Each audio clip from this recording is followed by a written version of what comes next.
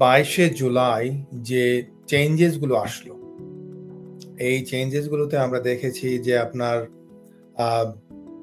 জবের যে আপনার স্কিলড লেভেল এটাকে করে দিয়েছে আপনার আরকিউএফ লেভেল 6 করার কারণে এখানে দেখা গেছে যে আপনার প্রায় ওভার 100 আপনার জব কিন্তু এখান থেকে রিমুভ করে ফেলেছে। তো আন্ডারগ্রাউন্ডের বিষয়টা পিএফএল এর কারণে কিন্তু এই নিউজটা বিবিসিতে এসেছে।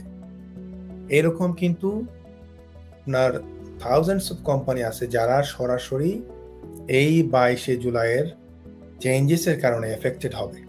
টিএফএল আজকে ওভার 60 পিপলকে তারা এখান থেকে যারা স্কিলড ওয়ার্কার ভিসা এসেছিল তাদেরকে ফেরত পাঠিয়ে দিতে, বাসায় মানে বাড়িতে দেশে ফেরত পাঠিয়ে দিতে বাধ্য হচ্ছে।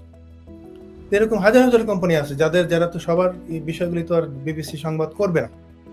যারা এক্সিস্টিং এমপ্লয়ার রয়েছে বা যারা এফেক্টেড হবে তাদের সাথে তো ডেফিনেটলি একটা কনসালটেশন বা ইয়ের দরকার ছিল। কনসালটেশন কিন্তু অনেকগুলি ক্ষেত্রে হয় নাই, কারণ স্টেটমেন্ট অফ চেঞ্জ যখন হয় এটা কিন্তু জাস্ট আপনার পার্লামেন্টে দেওয়ার সাথে সাথে এটা তারা পাস করে ফেলে।